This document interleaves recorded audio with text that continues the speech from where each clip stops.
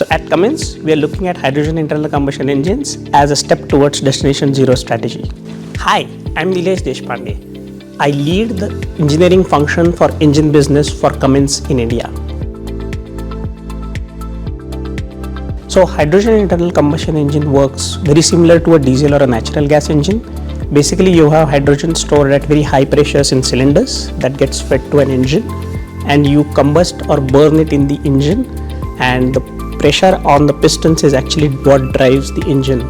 Very similar to any other engine that we use today, like diesel or natural gas. So there are three key differences between hydrogen ICE and fuel cell. Number one, how hydrogen is used. So in a H2 ICE application, you use hydrogen, produce mechanical power. So it's basically a chemical to a mechanical transformation. In fuel cells, you actually use the chemical energy to finally create an electric power at the end of the day. Number two difference is in terms of integration. Because H2 ICE produces mechanical power, you can still use all the vehicle aggregates to drive your application. In case of hydrogen fuel cell, you need to integrate a battery and an electric motor for you to be able to use the power that fuel cell is producing. Finally, from a quality perspective, hydrogen ICE can actually use lower purity of hydrogen.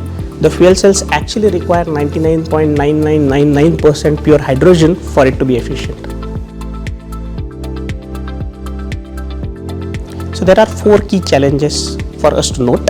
Number one is hydrogen being the slightest element requires actually high pressure for it to be stored. So we have type 4 tanks which are typically designed for hydrogen applications, which go up to 700 bar. These are actually carbon fiber composite tanks which are required to be mounted on the application for us to store hydrogen.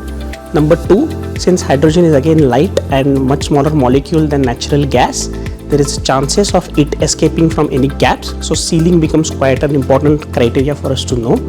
Number three, hydrogen can actually penetrate material, causing hydrogen embrittlement. So this is an important phenomenon to consider while selecting the material that we use for storage of this application. Typically we use stainless steel or anodized aluminum.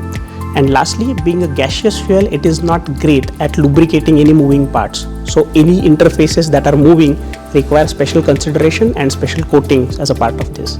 At Cummins, we are championing and developing the entire hydrogen ecosystem, right from electrolyzers to tanks to actually hydrogen powered fuel cell and IC engine vehicles. Cummins is working across the hydrogen ecosystem, and we are very excited to showcase our cutting edge product at Bharat Mobility Expo 2025 from 17th to 22nd Jan. Do visit us to explore the future of sustainable transportation and see firsthand how hydrogen engines can revolutionize commercial vehicle fleets.